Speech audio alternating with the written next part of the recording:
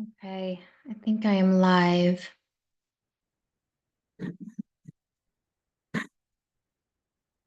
Let me see the chat. I don't think that is.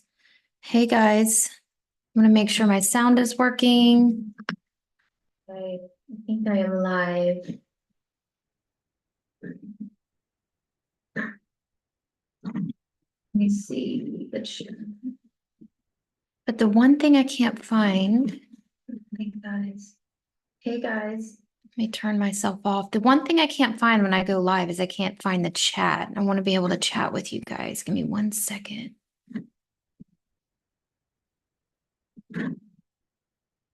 Oh,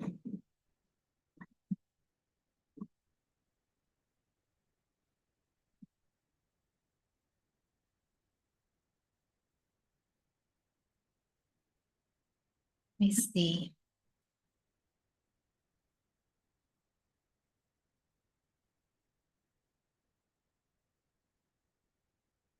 I don't know if I can see the chat while I'm live on Zoom. Give me 1 second, guys. Oh, I think I know what I can do.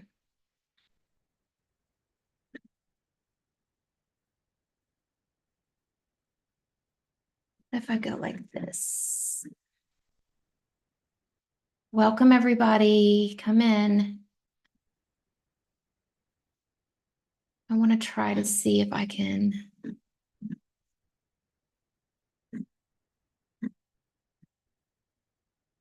go this way about it.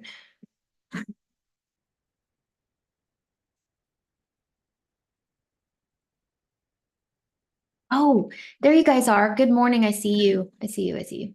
Yep, yep, that's better. Much better. Okay. Good morning. I haven't gone live in a while, so I wanted to go live with you guys this morning. Guys, my assistant sent me the most incredible interview done about 19 hours ago with John Roch, the country singer, and Tucker Carlson. I don't know if you guys have seen this. I'm blown away because it is everything that we all have been preaching, the Issachar tribe and the ones that know the times and seasons that they're in and telling the whole world Jesus is coming, right? Now we have John Roch, the country singer, who's not in ministry, however, uses his platform to profess Christianity, has been kind of quiet behind the scenes for a while. He makes great country music. Put out a song that has now gone to #1. It is like tracking with, which is not ironic. I think it's completely prophetic with Eminem's record, where Eminem has titles like the evil one and the Antichrist and all this. And John Roch writes this song about revelation. And he says, and I'm about to play this clip for you guys. We're kind of going to go through it. I'm just like, I'm in awe. He said he sat down, well, he felt he had no intention on writing this song that's now like blasted to almost #1, and he hasn't promoted it or anything. He doesn't, as he calls it, he doesn't have a machine behind him like Eminem does. And he said he started getting downloads of this song of Revelation. And he was like, I didn't want to write it. I didn't want to pin it down. I didn't want to go there. He's like, my dad's a pastor, but at the same time, I don't know much about Revelation like everybody else does. It's all so symbolistic and it's hard to understand unless you're the generation in the time of Revelation and it begins to come to life. Anyway, so he is getting this download from Jesus Christ about we are the generation, we are in Revelation. I'm blown away because, and this was just sent to me this morning by my assistant, Haley. Like I said, he recorded this 19 hours ago with Tucker. And as I'm watching this whole thing, I'm realizing that John is evangelizing Tucker Carlson. He is evangelizing Tucker, and Tucker is sitting there just consuming what he is saying. And at one point, Tucker is saying, the mark of the beast? What is, how do you not take the mark of the beast? You mean no one can buy or sell? That's actually in the Bible. I mean, I've read Revelation, but I don't know how I missed that. And I'm sitting here watching this. Guys, we are there. This is why I'm at the park. This is why I'm always professing Jesus is coming. This is everything we're going through right now is supernaturally gearing us up for the coming of the King. And I wanted to build your faith today. And I wanted you to see that others that are not even in the office of the fivefold, who are not technically in ministry, they're in worldly offices delivering the gospel, are saying what the vessels in ministry are saying. Jesus is coming. I sat down and wrote a song. It came from him, and it's about revelation. Like, okay, let me share my screen. I want to show you this. I want to go through some of this together with you.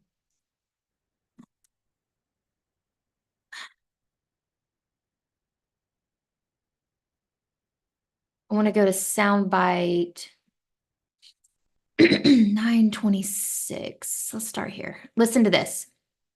So I believe he's setting up right here on what the Lord did to deliver him the message of this song that's trending. Here we go.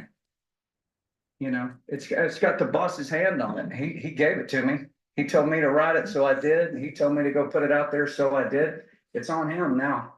What do you think the message? So you basically have said that you didn't write the song came through you. That's correct. And that may sound like some kind of weird thing for people to hear, but that is exactly what happened. I'm not capable of writing lyrics like that. And first of all, they're not really lyrics. They come right off the pages of the book, man. I mean, I just made it rhyme. I just made what John talked about in Revelation. I just crafted them so where they would rhyme and become a song. But you know, the entrance of the song says, dancing in the flames, the people cursed his name, talking about Jesus, and bowed at the altar of the father of lies.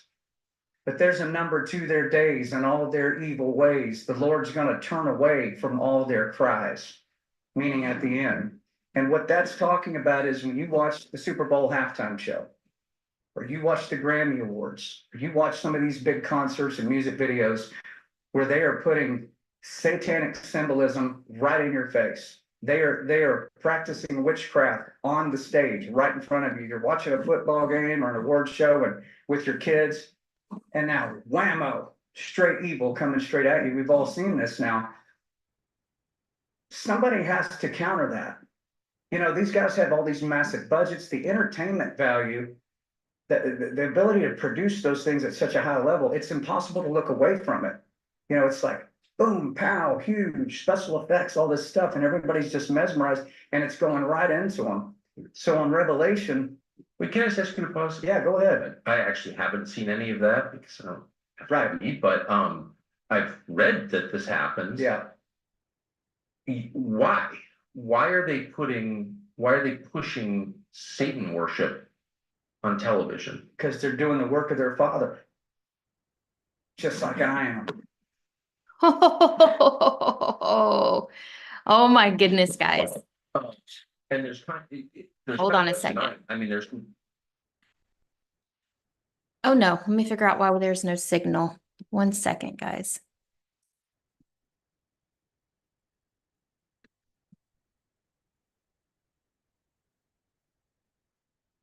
I don't know why my camera just went off. That's interesting. Give me 1 second.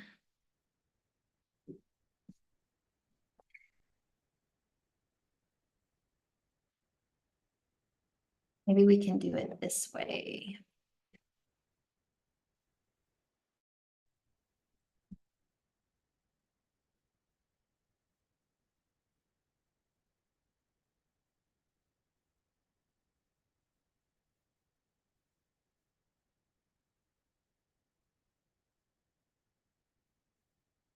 Oh, that's weird, guys. I might have to stop it because this is so important.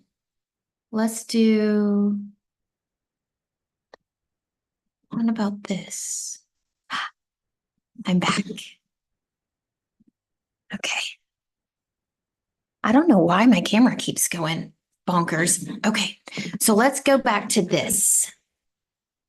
Let me make sure you guys are still with me. You guys still with me? There you are. Okay, so did you hear that? So now we have Tucker asking questions about why, about Jesus, about Revelation. This is profound. Okay? And here's the thing. It's like Jesus is the revival that's coming, guys. This world revival that's going to come out of such depravity of what's about to come through this nation is unlike we've ever seen before. Jesus is coming. Jesus is coming. The book of Revelation, more than ever right now, should be completely being dusted off by all pastors and read in its entirety. All right, I want to show you guys this now. Let's go back to Rich.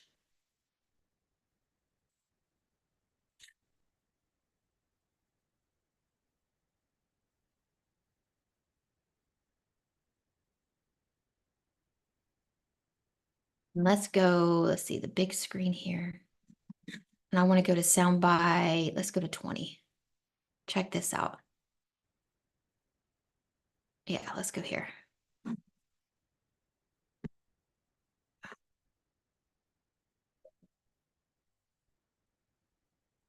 Get through these commercials. Check this out. So for thousands of years, the prophecies in Revelation and Daniel and other places seemed like such science fiction to people. They just couldn't understand how these things are even possible, including my own dad, who's been preaching since he was about 19. He's in his early 70s now. And he said, yeah, John, just never could understand how some of these things were possible. For instance, the mark of the beast. How is it possible, we would all say, that you could track every human being in the world and know where they are and how they get their money and where they spend their money? I mean, that's just impossible. And here we sit going, oh no, they're tracking us right now. They know exactly where we spend our money and where we get our money. Because it says you won't be able to buy or sell unless you have the mark of, you could replace the word beast with system. Revelation says, Oh my goodness. without the mark, Won't be able to buy or sell. unless you bear the mark of the beast. And when you go back and look that up in the Hebrew, it's talking about the global power that's in place at that point, the system that is in place. Traditionally, think tanks do a lot of thinking, and the Heritage Foundation still does that, but what is the beast? Oh, beast listen to is this. going to be whatever entity, a group of nations it speaks of, that will set into motion. We always talk about globalists and the globalist agenda and all these things. It will be a globalized stranglehold on the human population, that they will know where you spend your money, where you get your money. Reminds me of central bank digital currency, if something like that So happens. I'm embarrassed. This is being recorded. I probably shouldn't admit that. I've read Revelation, actually. Sure. I tried to understand it last year. I didn't realize it said, how did I miss that? It says you can't buy or sell without the mark of the beast. Without the mark, yes, that's John, on the Apostle John, on some Greek island 2,000 years ago, said that. Yes, he did. Yes, he did. And so prior to technology showing up where it's at now in 2024, these things were impossible. Couldn't you? I mean, how's that going to happen? That's a pretty specific call, though. Very specific. Yeah. So now all the things that need to exist physically are all here now, so that the prophecies that have been laid out could now physically manifest. And I don't know if that's going to be today or 100 years. All right, come back to me. I'm gonna stop sharing. Take this down. This is just unbelievable. We've got it on on Tucker, who has 2.5 million people that watch him. Already 500 100,000 views talking about Jesus and talking about Revelation. Let me see if I can change my camera out again. 1 second. I don't like the way this cam looks, but my other camera, I don't know, sometimes it goes in and out and I don't know why. Let's try this.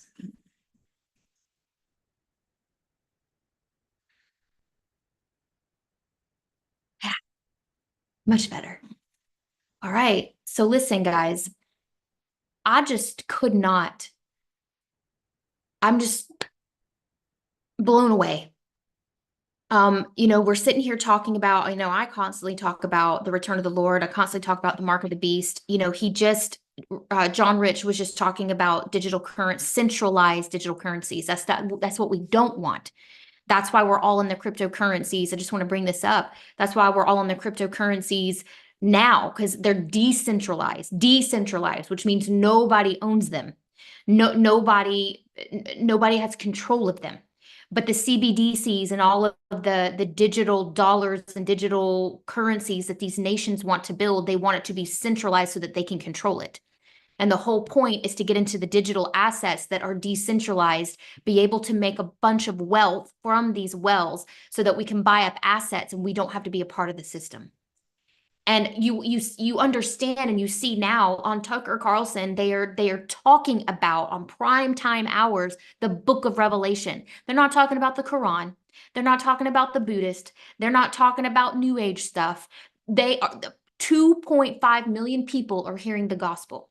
And if you noticed, between trying to show you guys and sharing my screen, sorry if it was, not a streamline.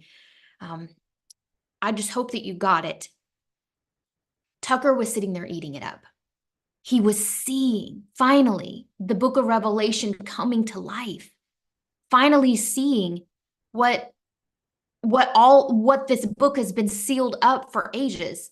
That's what the Lord told Daniel. And Daniel, the Lord said, when he gave everything to Daniel, and then John got the other part of where Daniel left off and the end time visions that they both had. But in Daniel's part, the Lord told Daniel, seal it up, Daniel.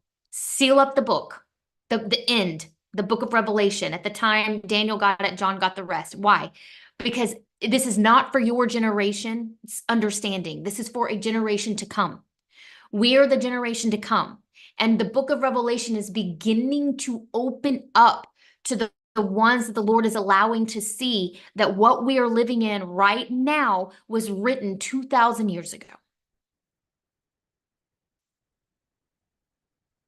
It's here.